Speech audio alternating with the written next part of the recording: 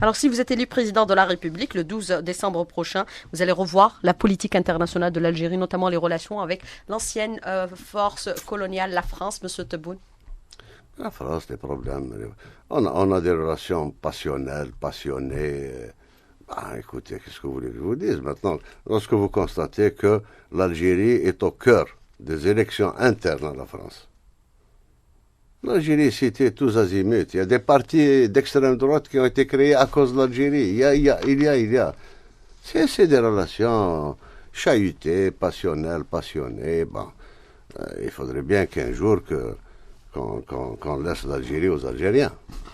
Reconnaissance du crime colonial, c'est important pour vous? Très important. C'est important pour nous et pour eux. C'est important parce qu'il faut qu'ils se dégagent de ces problèmes-là. Les ignorer, ça ne veut pas dire qu'ils n'existent pas. Je pense qu'il y a eu de 1832 à 1962, date de notre indépendance. Je pense que certains historiens vous disent qu'il y a eu 5 630 000 martyrs, dans 1 500 000 dans la guerre de libération. Il faut en parler. 1 500 000 déjà, c'est un pourcentage énorme par rapport à la population de cette époque-là. L'Algérie n'a jamais atteint 10 millions d'habitants. Imaginez-vous ces chiffres-là.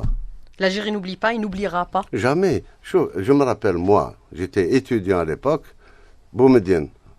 Non, j'étais déjà responsable, pardon. 75, à la visite du président Giscard d'Estaing, où tout a été fait pour apaiser, pour ceci, c'est avec ces Boumediene. Ouais, bon. On ne peut pas douter ni de son patriotisme, ni de... Il a dit, dans son discours, nous tournons la page, nous la déchirons pas. Or, certains se comportent avec nous comme si c'était eux la victime. C'est nous la victime, il ne faut pas qu'on l'oublie. C'est nous les victimes.